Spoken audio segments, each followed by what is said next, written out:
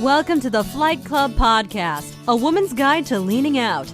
We give you a behind-the-scenes look at business launch and growth through the stories of successful female entrepreneurs. Here's your host, Felina Hansen, founder and CEO of Hera Hub.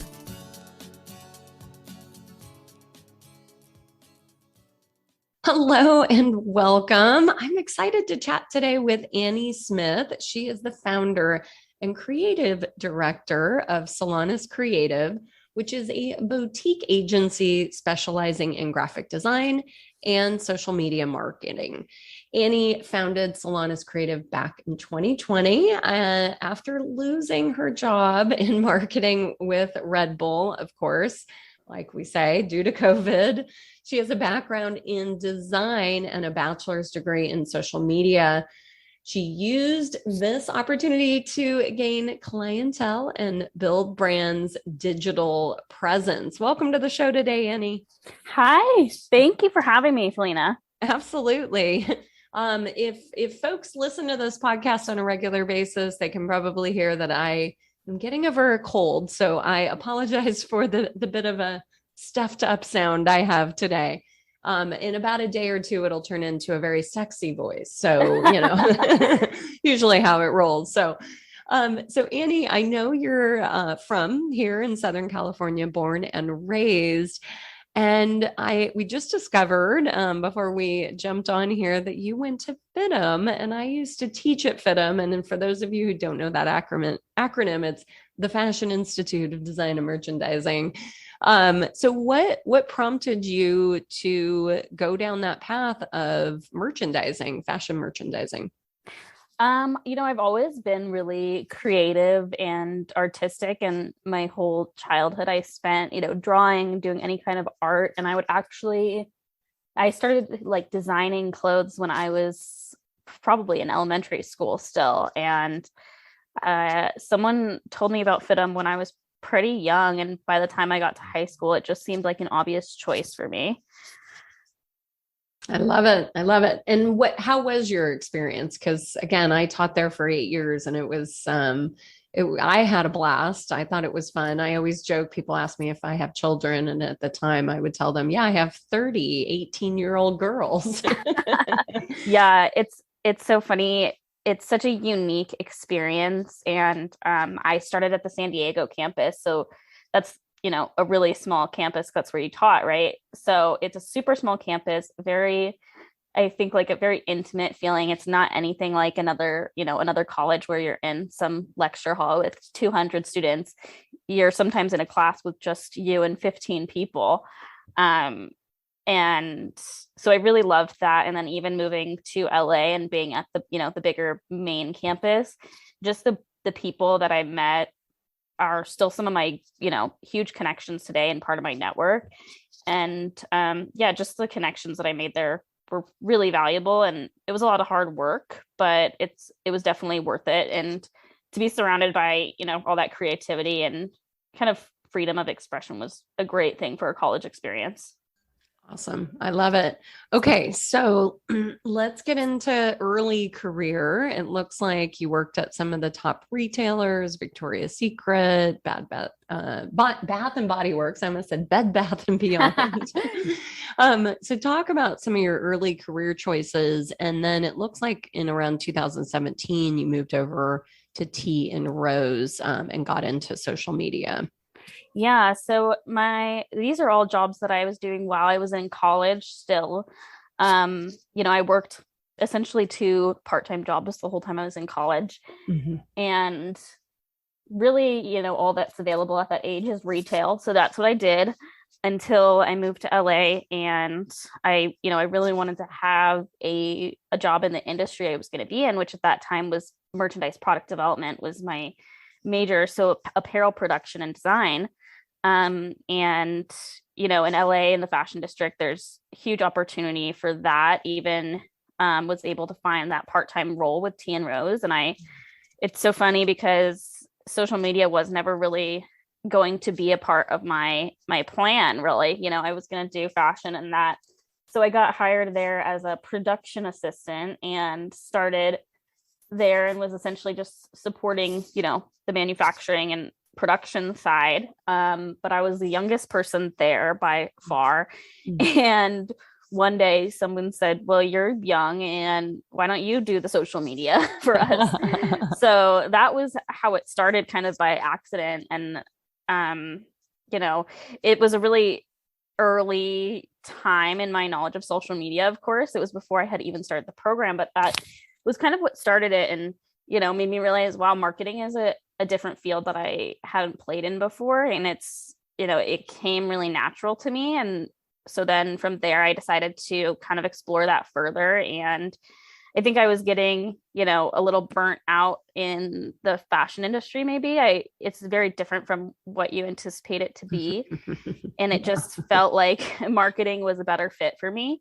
So then I decided to do the bachelor's program at FITM in social media marketing.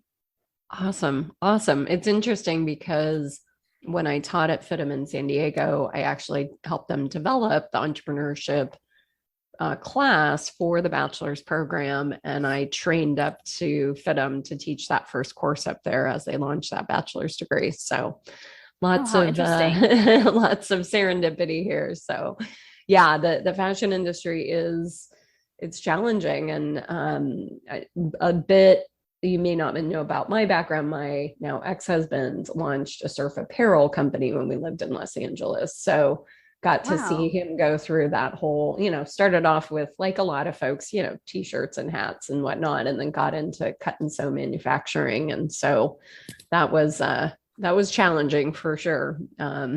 So where did you go from T and Rose? Let's see. So I was there for, I think, just about 2 years. And then I took a couple months break to just focus on school. I had saved some money so I could, keep myself afloat for a couple months and really just focus on school.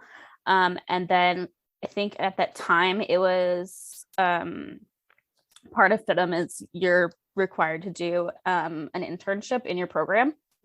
So I think it was about that time. And I got a marketing internship at Pixie Beauty. Awesome. And so that was probably my first experience working with like a bigger brand. And that was a really great opportunity. I was out of their corporate office in Los Angeles, and it was a pretty small team. But I learned a lot in the 3 months that I was there. And like I said, just having that exposure to how a bigger brand operates was really beneficial. Awesome. And then what brought you over to Red Bull? It looks like you interned there initially and then stayed on with them.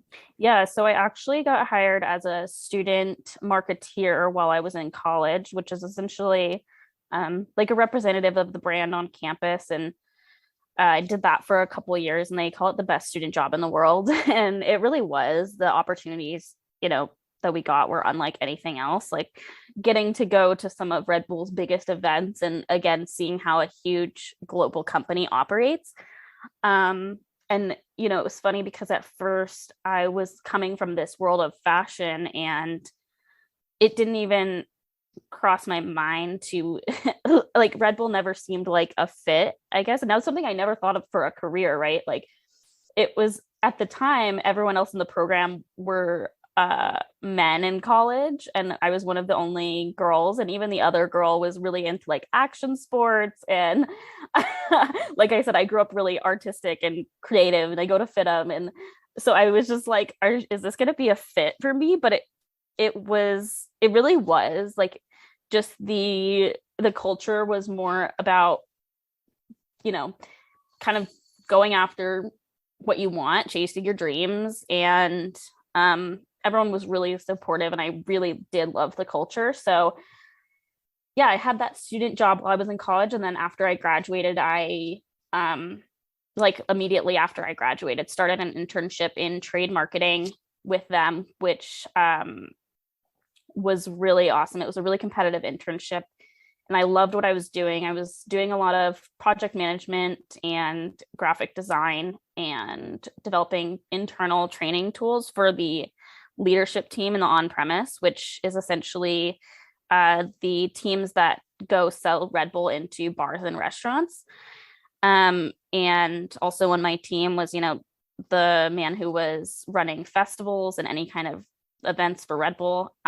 So that was pretty cool. I really enjoyed my internship there, and afterwards was, the goal was to stay on, and thankfully that is what happened. And then 6 months later, here comes COVID and everything changed. I bet. Oh my gosh. So, in that period of time, we're talking May 2020, was it your first thought, like, okay, I'm done, I'm going to launch my own business? Had you been thinking about it for a while? Yeah, that's actually a funny story too, is like I said, I had 2 jobs while I was in college. And so even when I graduated college and entered the workforce, I was kind of freelancing on the side for social media stuff, as that's what my degree was in. And when my boss called me the day that I found out I was getting let go, he was actually the one who said, well, you're kind of always, doing freelance and like your own business things. Why don't you start your own business? And like, we can be one of your first clients. We still have all these projects that, you were supposed to work on. And unfortunately, it was like a global decision that, anyone in my entry level role was getting laid off because of COVID. But he was like, we still have all this work that you were going to do and all these projects. And so why don't you start your own thing? And, we can like contract you externally. That's amazing. I love that. That's like the perfect transition, right? Is, hey, my job is now my client, and that gives you that footing to then expand from there. So talk about some of the other clients that you've had over about the last year and a half. And I know you've been super successful in launching your business. And any advice you want to give for others? A lot of the folks that listen to the podcast are in that decision-making process of like, when do I launch my business? How do I make that decision? So anything you'd want to share along the way? Yeah, absolutely. So after I kind of went full force into Solanas Creative and gaining clients, people always ask, how did I get clients? Is always a common question they get. And like I said, when I was talking about FITM, networking has always been a huge thing for me. They kind of drive that into you at FITM, but I'm also just very much a people person. I love to meet new people.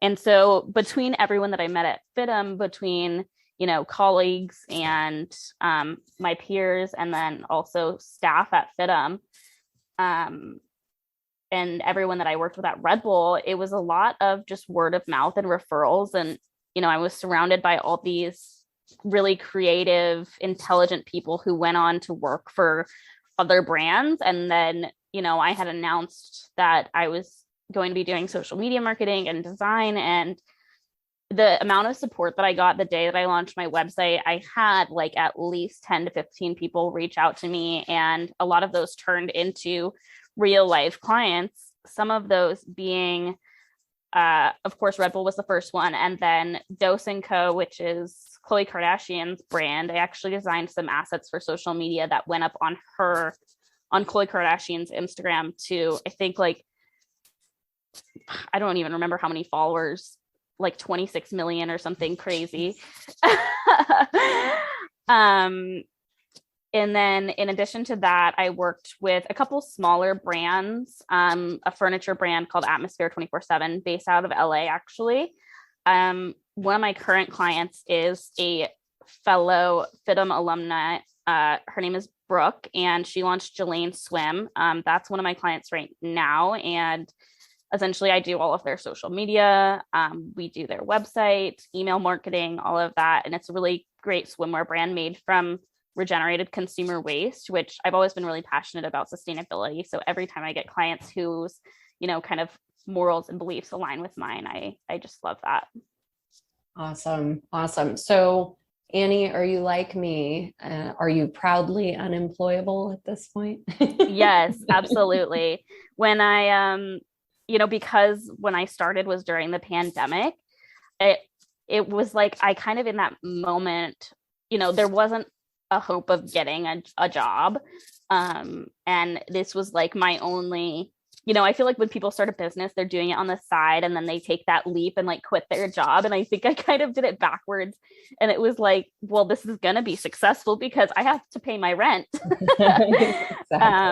And so it was a huge push and like a really big move, but I'm really, proud of where I've brought the business. And now I'm focusing a lot more on the design side, and which is something, I've always done, like I said, since I was a kid, except now it's graphic design instead of fashion design. Love it. I love it. Well, exciting stuff. What's on the horizon? What are you looking forward to in the next year of business? Yeah, I'm actually taking the next 2 months to kind of plan the direction that we're going for 2022. And I have a lot of exciting things that I'm working on. Our website is currently being revamped. And when we relaunch, I'm going to be having some digital products available, a lot of design tools for small business owners, potentially some courses and tips and tricks on Canva, which, I did a business booster on, and it was really I got really good feedback from everyone. So good. Thank you. I got really good feedback from everyone at Hera Hub, and, there's such a need for a lot of small business owners to learn how to use it in a way that's going to be most efficient for them. A lot of people, don't have the budget to hire a social media marketer, and I want, to help people do it on their own because it's not easy. And there's, I had an education in social media, but a lot of people don't have that or understand every platform. So I want to be able to support, other business owners to do social media and, teach people in a way that's really effective and going to help them do it themselves. Yeah. And it's changing on a daily basis. So that was the challenge. But Annie, if they meet you and try to go that path, and then they decide that they want to have you do it, you'll also do that? I'm actually not taking on social media clients anymore. Okay, good. Yeah, I may do some consulting on the side, but I really do want to focus on the design aspect. Awesome. That is awesome. I love it. Well, great. Well, Annie, if our listeners want to get in touch with you, what is the best way for them to do that? Of course, I am most active on Instagram, and our handle is Solanas Creative, Solanas Creative. And then in probably early 2022, we'll be relaunching our website with the digital products available, and that'll just be solanascreative.com. I love it. And one thing I failed to ask you, how did you come up with the name for your business? Oh, that's a good question. I love when people ask me this. So like I said, I kind of started my business in a rush. I found out I was getting laid off and then was like, well, why don't you start a business? And I had to file for an LLC. And I was like, I don't even know what to call this. So it actually goes back to when I was at FIDM, my senior year of college. We had a project that lasted through 3 quarters. So that's it was like almost a full year of school where basically you're taking it from one class to another. And it was, in the beginning, you conceptualize the product and do all the branding, and then you market it. And it was I mentioned I'm passionate about sustainability. The product itself was a tote bag made from a plant-based leather that comes from pineapple leaves. And then it had a solar-powered wireless phone charger.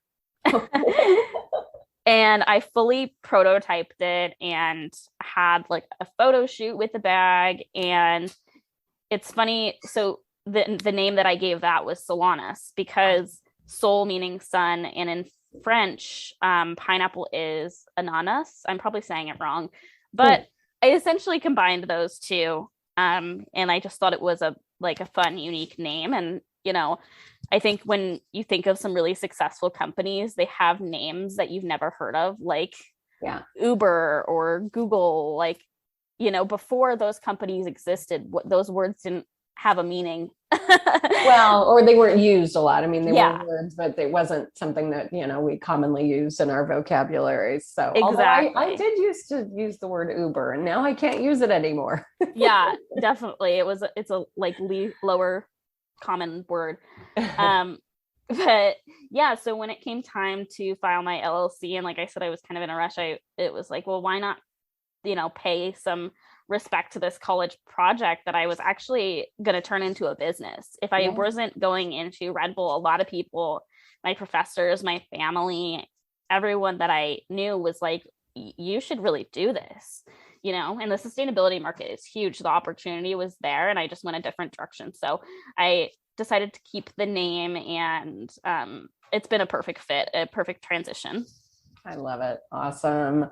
Well, Annie, thank you so much for hanging out with me today. It was fun to hear your story.